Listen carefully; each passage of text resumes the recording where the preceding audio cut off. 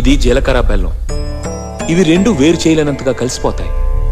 పెళ్లి తర్వాత భార్యాభర్తలు కూడా జీవితాంతం అలా కలిసి ఉండాలని ఇవి తలపై పెట్టిస్తాయి.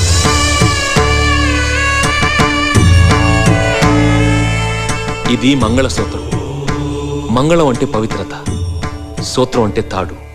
ఇది మెడలో పడగానే పెళ్లి అగ్ని కంటే పవిత్రం అవుతుంది. పుట్టింటికెళ్తే అత్తారింటిని, అత్తారింటికెళ్తే పుట్టింటిని మర్చిపోకూడదనే 2 బొట్లున్న తాళ్ళని మెడలో కట్టిస్తారు. తలంబ్రాలంటే తలపై నుండి రాలిపడేవి. ఆ ఇంట్లో సిరి సంపదలు కూడా అలా వచ్చి పడాలనే తలంబ్రాలు పోయిస్తారు. 7 అడుగుల్లో ప్రతి అడుగుకి ఒక అర్థం ఉంది. ఒకరి వెంట ఒకరు 7 అడుగులు నడిచి 6వ ప్రాణంగా 5వ తనాన్ని మూటగట్టుకొని 4 దిక్కుల సాక్షిగా 3 ముళ్ల బంధంతో 2 జీవితాలు ఒకటయ్యేదే పెళ్ళంటే.